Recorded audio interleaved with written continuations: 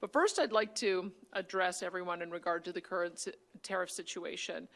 My fellow Albertans, sadly, the United States President Donald Trump has decided to place a 25% tariff on all Canadian goods sold to the United States, with the exception of energy products, which will be tariffed at 10%. These tariffs are unjustified and a clear breach of the North American Free Trade Agreement, or CUSMA, that was signed by President Trump during his first term. This economic attack on our country, combined with Mr. Trump's continued talk of using economic force to facilitate the annexation of our country, has broken trust between our two nations in a profound way. It is a betrayal of a deep and abiding friendship. Albertans have bonds of family and friendship and business with Americans that span well over 100 years of shared history.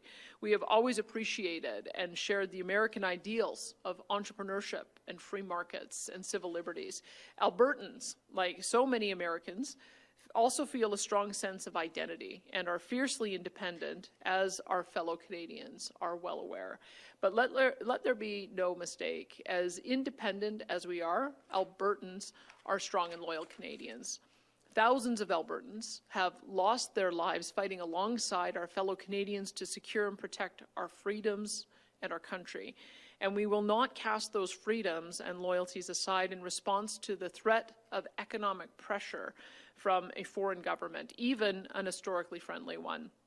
Albertans will decide our own destiny, free of coercion from any government.